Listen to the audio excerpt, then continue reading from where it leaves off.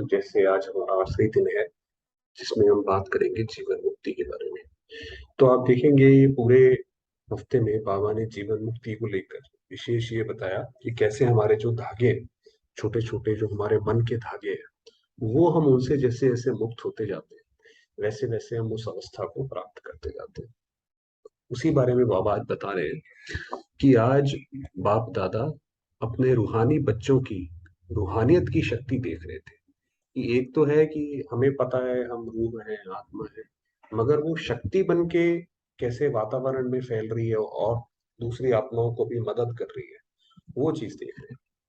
हर एक रूहानी बच्चे ने रूहानी बाप से रूहानी शक्ति का संपूर्ण अधिकार बच्चे होने के नाते प्राप्त तो किया ही है कि जैसे ही हम बाबा के बच्चे बने तो हमें अधिकार तो सारा मिल गया। जो माँ बाबा को या जो दादियों को अधिकार था वही हम बच्चों को भी अधिकार है जैसे ही हम बाबा के बने। लेकिन प्राप्ति स्वरूप कहाँ तक बने हैं कि वो प्राप्ति जीवन में आ जाए, ये देख रहे थे। सभी बच्चे हर रोज स्वयं को रूहानी बच्चा कह रूहानी बाप को याद प्यार का रिटर्न मुख से या मन से याद प्यार व नमस्ते के रूप में देते हैं। आपको पता है जो साकार मुरली आती है उसमें हर रोज की मुरली में ये जरूर आता है कि रूहानी बाप दादा को रूहानी बच्चों की याद प्यार। तो बाबा कह रहे हैं हर एक देते ही हैं, चाहे मन से देते हैं चाहे मुख से देते हैं। तो रिटर्न देते हो ना, रिपोर्ट भी करते हो। इसका रहस्य ये हुआ कि रोज रूहानी बाप रूहानी बच्चे कह रूहानी शक्ति का वास्तविक रूप याद दिलाते हैं। देखिए जो हम करते हैं कैसे बाबा ने उसको नोट करा कि आप ये करते हो ना, तो रोज इसे याद तो दिलाते हैं, क्योंकि इस ब्राह्मण जीवन की विशेषता ही है रूहानियत। तो आप देखेंगे जो हमारा जो एक लाइफ स्टाइल है, जितना जितना हम बाबा की याद में करते जाते हैं उतना उतना वो एक हर चीज रूहानियत होती जाती है, डिवाइन होती जाती है वो चीज। आप देखेंगे कि दुनिया में जिस तरीके से लोग एक दूसरे के साथ संबंध रखते हैं, हमारा संबंध आपस में भी बिल्कुल अलग तरीके से होगा। वैसा नहीं होगा जो हमारा आपस में रिस्पेक्ट होगी, बात करने का तरीका होगा, वो बिल्कुल अलग होगा। तो इस रूहानियत की शक्ति से स्वयं को व सर्व को परिवर्तन करते हो। तो इससे ये शक्ति हमारे में कितनी आई है, उससे क्या होगा कि हमारे भी जीवन में परिवर्तन आएगा और जो हमारे आसपास कोई और होंगे उनके जीवन में भी परिवर्तन आएगा उस शक्ति से। मुख्य फाउंडेशन है ही यह रूहानी शक्ति है। इस शक्ति से ही अनेक प्रकार के जिस्मानी बंधनों से मुक्ति मिलती है। बाप दादा देख रहे थे अब तक भी कई सूक्ष्म बंधन जो स्वयं भी अनुभव करते हैं कि इस बंधन से मुक्ति होनी चाहिए, लेकिन मुक्ति पाने की युक्ति प्रैक्टिकल में ला नहीं सकते। तो दो तरीके के बच्चे होते हैं। एक तो ये है कि जो ये मानते ही नहीं है बाबा के बच्चे, मगर उन्हें क्या बोला जाए कि इतना पता ही नहीं है कि ये भी कोई बंधन है। उन्हें तो लगता है ये तो नॉर्मल बात है जी, इसके अंदर क्या है, ये तो होगा ही। मगर जो जिनकी बुद्धि थोड़ी सी महीन है उन्हें समझ आता है भाई ये वाला तो बंधन है। ये हमें इस चीज की चिंता क्यों होती है, जब बाबा ने बोल दिया एक बार कि ये ड्रामा कल्याणकारी है तो हमें किसी भी चीज की चिंता क्यों होनी चाहिए। तो अगर है वो, उसका मतलब वो बंधन है।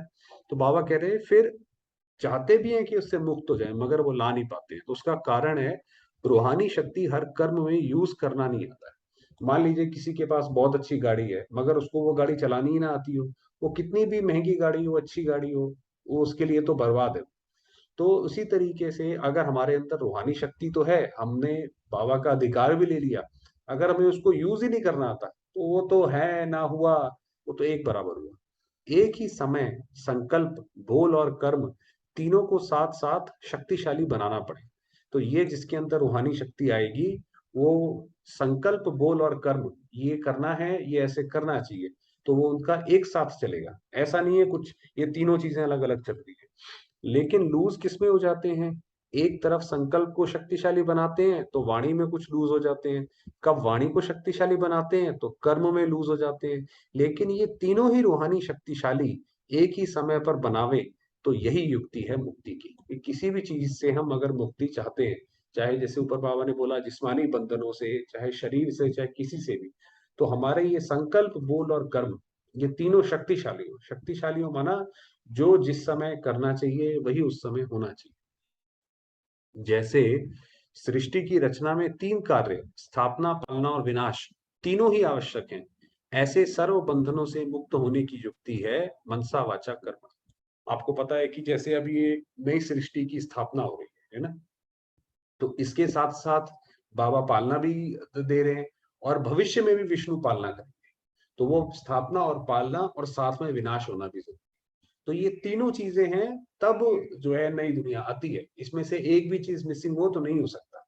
उसी तरीके से बाबा ने कहा कि अगर हमें भी रूहानी शक्तियाँ धारण करनी है, तो तीनों ही चीज़ हमारे स्ट्रॉन्ग होनी चाहिए। तीनों रूहानी शक्तियाँ साथ-साथ आवश्यक हैं।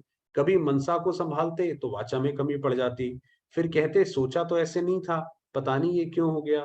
तीनों तरफ पूरा अटेंशन चाहिए, कि ऐसा नहीं है कि सिर्फ बोलने पे ही चलो कंट्रोल है, मन में तो कुछ भी चलता रहे, तो वो उससे काम बनेगा नहीं। क्योंकि ये तीनों ही साधन संपन्न स्थिति को और पाप को प्रत्यक्ष करने वाले हैं। मुक्ति पाने के लिए तीनों में रूहानियत अनुभव होना चाहिए। जो तीनों में युक्ति युक्त हैं, वही जीवन मुक्त है। बाबा ने आज जीवन मुक्ति की जैसे एक बहुत गहरी परिभाषा बताई कि हमारा जो मन है और वाचा और कर्म, वो सारे के सारे एक ही, जिसको बोला जाए एक ही धुन पे रहें, एक ही म्यूजिक में डांस करें। ऐसा नहीं है मन कहीं और जा रहा है और हम वाचा को जबरदस्ती उस पे लेकर आ रहे हैं, कर्म भी हमारे कहीं और जा रहे हैं। तो बाबा ने कहा फिर वो जीवन मुक्त कैसे कहेंगे अगर सारे अलग-अलग जगह चल रहे होंगे। तो बाप दादा सूक्ष्म बंधनों को देख रहे थे। सूक्ष्म बंधन में भी विशेष इन तीनों का कनेक्शन है, अब बताएंगे बाबा, और गहरी मुरली है इसकी। तो बंधन की निशानी है, बंधन वाला सदा ही परवश होता है। बंधन वाला अपने को आंतरिक खुशी व सुख में सदा अनुभव नहीं करेगा। आप देखिए जैसे किसी को आप जंजीर से बांध दें, तो क्या है कि जब तक वो जंजीर के अंदर रहेगा तब तक तो वो खुश रहेगा। जैसे ही उससे थोड़ा-सा वो दूर जाएगा तो जंजीर पकड़ती है तो उसको दुःख होता है। उसी तरीके से हमारे अगर मन में कोई बंधन है, जब तक वो बंधन हमारे सामने नहीं आया है, तब तो हमें लगेगा कि वाह! वाह! ये तो बहुत अच्छा है, देखो ड्रामा भी बहुत अच्छा है, ये भी बहुत अच्छा है। वो जैसे ही वो जंजीर खिंची, कोई ऐसी चीज़ आई जिसमें हमारा बंधन है, तो वो फिर लगेगा कि ये तो बहुत दिक्कत है। जैसे लौकिक दुनिया में अल्पकाल के साधन, अल्पकाल की खुशी व सुख की अनुभूति कराते हैं, लेकिन आंतरिक व अविनाशी अनुभूति अनुभव नहीं होती है। माना कि जो दुनिया में जितने भी साधन हैं, उससे थोड़ी देर तो बहुत अच्छा लगता है। आप कोई भी चीज़ देखिए, दुनिया की जितनी भी चीज़ें हैं, थोड़ी देर तो बहुत आकर्षित करती हैं, उसके बाद वो अंदर से खोखलापन, थकावट ऐसा लगता है। ऐसे सूक्ष्म बंधन में बंधी हुई आत्मा इस ब्राह्मण जीवन में भी थोड़े समय के लिए सेवा का साधन, संगठन की शक्ति का साधन, कोई ना कोई प्राप्ति के साधन, श्रेष्ठ संघ का साधन, इन साधनों के आधार से चलते हैं। तो बाबा ने कहा ये जो ब्राह्मण जीवन में भी कई आत्माएं हैं, भाई क्लास अच्छी सुन ली, कई अच्छे लोग बड़े भाई बहनों के साथ उठ बैठ लिए, या कोई ऐसे कोई किसी दिन थोड़ी प्राप्ति हो गई, तो उसके बलबूते से चल लेंगे, थोड़ा थोड़ा थोड़ा कुछ हुआ। जब तक साधन है तब तक खुशी और सुख की अनुभूति करते हैं, लेकिन साधन समाप्त हुआ तो खुशी भी समाप्त। तो माना ये जैसे, अब ये आप एग्जाम्पल खुद ही समझ सकते हैं ना। तो बाबा ने कहा ऐसा नहीं होनी चाहिए कि हमारी स्थिति ऊपर नीचे हो जाए, तो सदा एक रस नहीं रहते हैं। कभी खुशी में ऐसा नाचता रहेगा उस समय जैसे कि उन जैसा कोई है ही नहीं। लेकिन रुकेगा फिर ऐसा जो छोटा सा पत्थर भी पहाड़ समान अनुभव करेगा। कि भई अगर क्या कहते हैं, खुश हैं तो इतने ज़्यादा खुश हैं कि जिसका कोई पारावार ही नहीं है। और अगर ठहर गए तो ऐसे ठहर गए कि पता ही नहीं चल रहा है कि ये वही देवात्मा है या कोई अज्ञानी आत्मा है। तो बाबा ने कहा ऐसा नहीं, कि छोटा-सा पत्थर भी पहाड़ समान अनुभव करेगा। क्योंकि ओरिजिनल शक्ति ना होने के कारण साधन के आधार पर खुशी में नाचते। तो क्या है कि क्योंकि वो साधन, जैसे गाड़ी में पेट्रोल है तो बहुत तेज दौड़ रही है, पेट्रोल खत्म हो गया तो ठहर जाएगी गाड़ी। तो वही पेट्रोल जो है वही कोई साधन है, या तो कोई संगठन की शक्ति है, या या कोई और कुछ है। तो वो जैसे ही हट जाता है तो वो खत्म हो जाता है। साधन निकल गया तो कहाँ नाचेगा। इसलिए आंतरिक रूहानी शक्ति तीनों रूप में साथ साथ और सदा आवश्यक। मुख्य बंधन है मनसा संकल्प की कंट्रोलिंग पावर नहीं है, कि हम अपने मनसा संकल्प को जैसे चलाना चाहें वैसे चलाएं। अपने ही संकल्पों के वश होने के कारण परवश का अनुभव करते हैं, कि चाहते तो हैं, मान लीजिए कुछ हो गया, परिस्थितियां तो हम सबके सामने आती हैं, कोई भी बचा हुआ तो है नहीं उससे।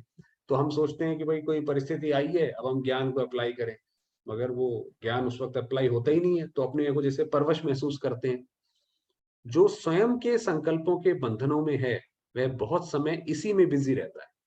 जैसे आप लोग भी कहते हो ना कि हवाई किले बनाते हैं और बिगाड़ते हैं, कि बहुत अपने आप को हमने सोचा कि भाई हम ऐसा कर सकते हैं, वैसा कर सकते हैं, थोड़ी सी परिस्थिति आई तो हिल गए। तो बाबा ने कहा वो तो हवाई किले बना दिए। तो बहुत लंबी दीवार खड़ी करते हैं, इसलिए हवाई किला कहा जाता है। जैसे भक्ति में पूजा कर सदा सजा धजा कर फिर डुबो देते हैं ना, यहाँ महाराष्ट्र में तो बहुत करते हैं गणेश विसर्जन। तो ऐसे संकल्प के बंधन में बंधी हुई आत्मा बहुत कुछ बनाती है और बहुत कुछ बिगाड़ती है। कि जब उसकी अवस्था अच्छी होगी तो वो कहेगी बस अब तो मैंने ऐसी सेवा करनी है कि बस सतयुग में श्री कृष्ण के साथ जाकर मैंने ही बैठना है। उसके बाद जब स्थिति गिरेगी तो ऐसा लगेगा कि सतयुग क्या त्रेता में आ जाए तो बहुत बड़ी बात है। तो बाबा ने कहा ऐसे हवाई के लिए बनाएंगे और गिराएंगे। स्वयं ही इस व्यर्थ कार्य से थक भी जाती है, दिल शिकस्त भी हो जाती है। दिल शिकस्त की ये तो हमें लगता नहीं हो पाएगा, ये तो बहुत मुश्किल काम है। और कभी अभिमान में आकर अपनी गलती दूसरे पर भी लगाते रहते हैं। क्या कि हम ये काम इसलिए नहीं करते क्योंकि इन्होंने नहीं करा, इनकी वजह से नहीं हुआ ये वाला काम। फिर भी समय बीतने के अंदर समझते हैं, सोचते हैं ये ठीक नहीं किया। फिर जब समय बीत जाता है फिर उनको लगता है कि देखो भाई ये जो है काम ऐसे नहीं किया, होना चाहिए था। अब देखिए बाबा कैसे किसी के मन की, जैसे कोई पिक्चर सामने कोई देख रहा हो, ऐसे बाबा ने पूरी मन की वो पिक्चर जो है वो सुनाई कि अगर कोई आत्मा, कोई भी ब्राह्मण आत्मा जीवन मुक्त नहीं है तो उसके कैसे कैसे उसके जीवन में होगा। लेकिन अभिमान के परवश होने के कारण, अपने बचाव के कारण दूसरों का ही दोष सोचते रहते हैं। क्या है कि आत्मा क्योंकि सुख स्वरूप है, तो ये वाला उसका गुण भी जैसे उसके विपरीत में काम करने लग जाता है। सुख स्वरूप है माना कि आत्मा अपने आप को बहुत बहुत समय तक अगर दोषी समझती रहे तो भी वो बहुत ज्यादा गहरे दुख में चली जाती है, वो एक अलग तरीके का डिप्रेशन होता है। तो इसीलिए वो क्या करती है कि दूसरे के ऊपर दोष मढ़ना शुरू कर देती है। भाई मैं खराब नहीं हूँ, खराब तो इसकी वजह से मैं हूँ, है ना, ये वातावरण की वजह से मैं खराब हूँ, इसकी वजह से मेरा ये स्थिति नहीं बनती है। तो दूसरे का ही दोष सोचते हैं। सबसे बड़ा बंधन ये मनसा का बंधन है, जो बुद्धि को ताला लग जाता है। ताला लग जाता है माना उसके बाद आप उसको कुछ भी सुनाओ, कैसा भी करो, कितना भी वो हो, जब ताला लग गया तो लग गया, उसके अंदर कोई नहीं जा सकता, वो ताला लग गया जैसे। इसलिए कितनी भी समझाने की कोशिश करो लेकिन उनको समझ में नहीं आएगा। ये तो बहुत होता है कि जब ऐसा समय आता है तो फिर तो आप उस आत्मा के कुछ भी समझा दो, उसको कितना भी बड़ा ज्ञान का पॉइंट बोल दो, वो कहेगा हाँ ठीक है जी, कोई बात नहीं। तो मनसा बंधन की विशेष निशानी है कि महसूसता शक्ति समाप्त हो जाती है। कि ये महसूस हो कि हम ये गलत कर रहे हैं या ये हमें ऐसे करके इससे निकलना है, वो शक्ति जो है वो खत्म हो जाती है। इसलिए इस सूक्ष्म बंधन को समाप्त करने के बिना कभी भी आंतरिक खुशी सदा के लिए अतीन्द्रिय सुख अनुभव नहीं कर सकती। तो बाबा ने कहा एक वो सदा चले। भाई हमारा जीवन कोई ये थोड़ी है कि आज हम बहुत अच्छे हैं, कल हम फिर दोबारा से डाउन हो गए, फिर उसके बाद परसों फिर दोबारा से हो गए। तो बाबा ने कहा ऐसे थोड़ी जीवन होता है कोई।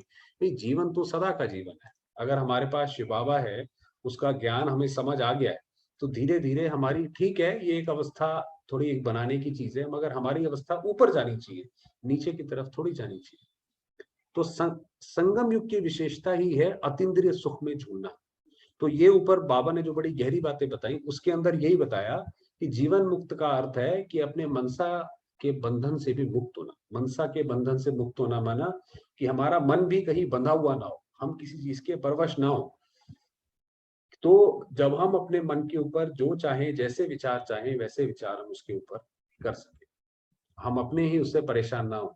और ये सबसे बड़ी बात बाबा ने बोली कि हमारी जो आंतरिक खुशी है वो सदा रहे, सदा हमारी स्थिति ऊपर ऊपर की तरफ बढ़े। ऐसे नहीं जैसे बाबा ने बताया कि गुब्बारा फूल के एक बड़ा हुआ तो इतना बड़ा हो गया, और अगर वो गुब्बारा फूटा तो बिल्कुल गैस की गुब्बारे की तरह नीचे आ गया। तो बाबा ने कहा ऐसा नहीं होना चाहिए, तो वो जीवन मुक्त स्थिति नहीं कहा जाएगा। चलिए समय हुआ है, थोड़ी देर बाबा को याद करें। तो कल तक के लिए 24 घंटे के लिए यही देखें कि कोशिश करें कि हमारा जो मन है वो सदा खुशी में रहे। सिर्फ 24 घंटे के लिए करें और आप देखेंगे ये 24 घंटे अगर हम ऐसे ऐसे करते हैं तो बहुत स्थिति पे बहुत फर्क पड़ता है इससे। ये तो हमने भी पर्सनली बड़ा अनुभव किया कि जब हम ऐसे कोई बात करते हैं, पढ़ते हैं और उसके बाद 24 घंटे भी ध्यान देते हैं तो बहुत में स्थिति का फर्क पड़ता है। ठीक है जी, चलिए अब बाबा को याद करते हैं।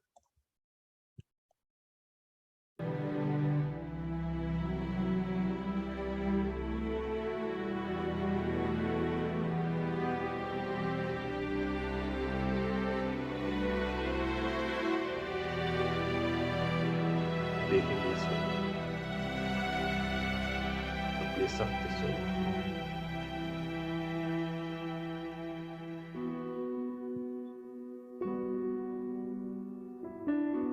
मैं आत्मा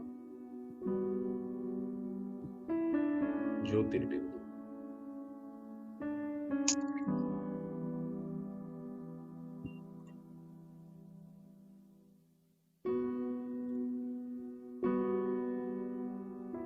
प्रकाश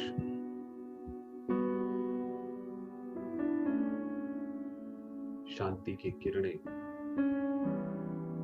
चारों ओर फैला रही।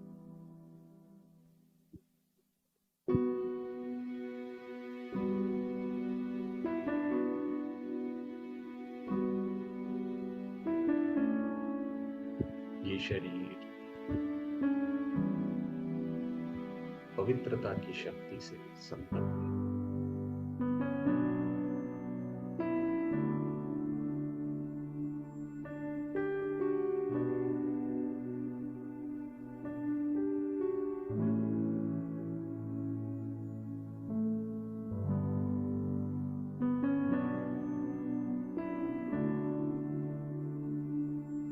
मैं आत्मा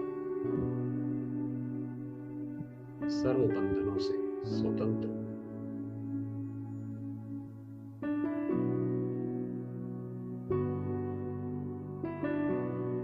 मास्टर सर्वशक्ति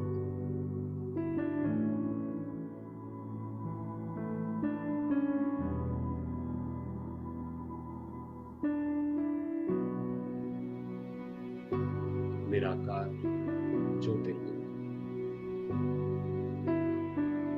शिव बाबा।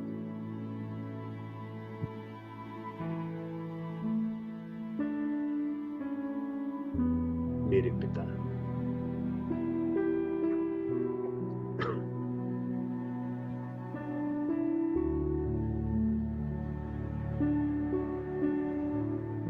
उनकी असीम कृपा अपार स्नेह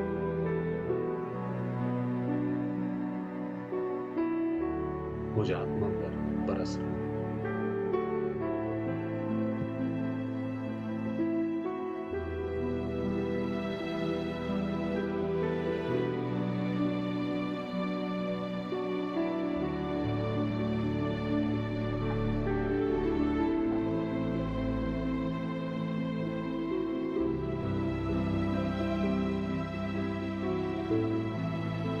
अनुभव करेंगे इन दिव्य किरणों स्वयं के ऊपर।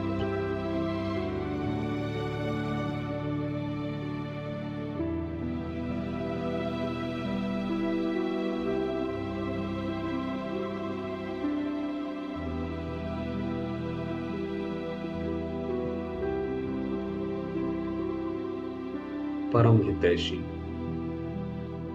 मेरे बाबा,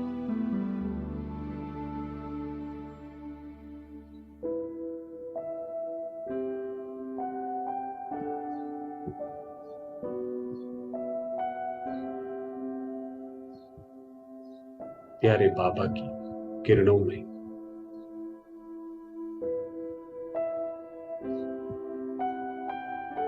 स्नेह में समाई हूं।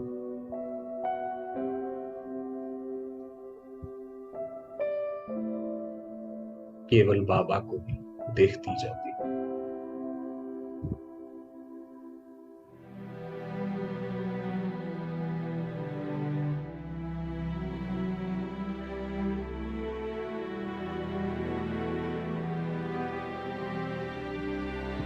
स्वयं रचयिता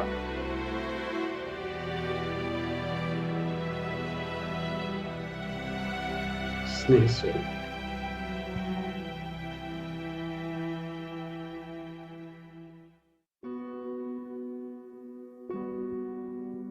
परमात्मा शिव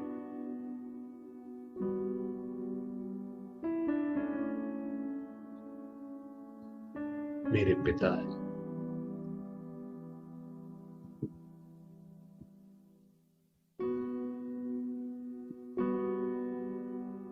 बंधु सखा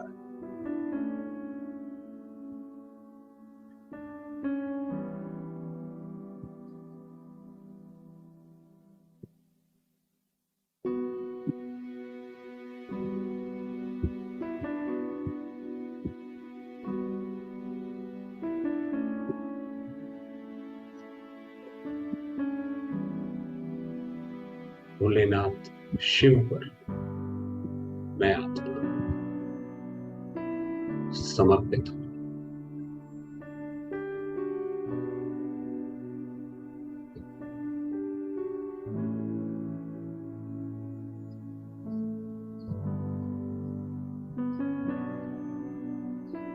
सर्व बंधनों से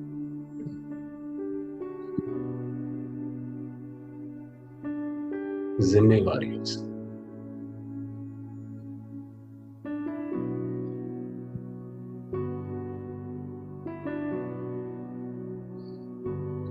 चिंताओं से मुक्त हुई।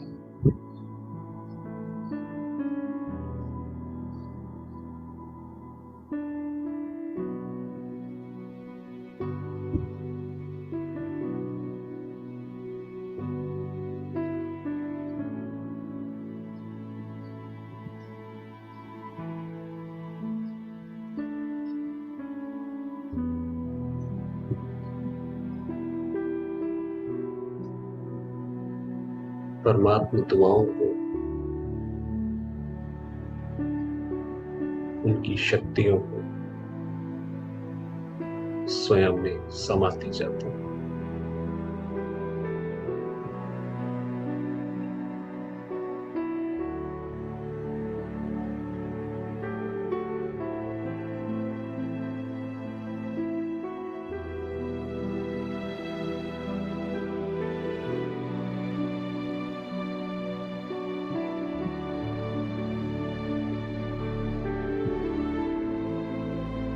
मैं आत्मा शांति का, क्षमा का,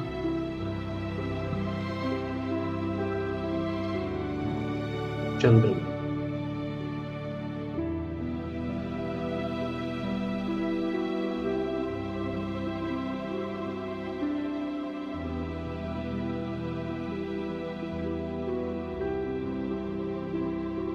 इन परमात्मा शक्तियों को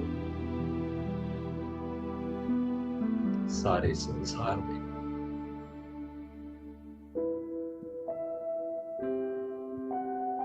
सर्वात्माओं प्रति फैला रहे।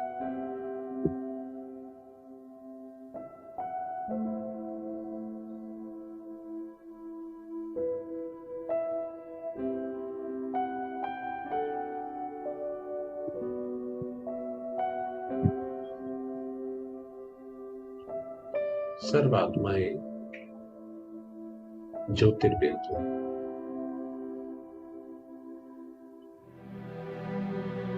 शांत,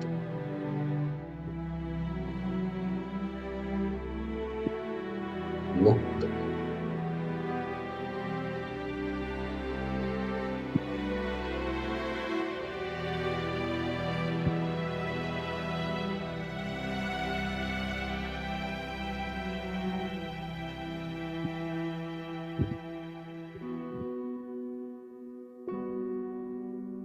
एक प्रभु प्रति समर्पित।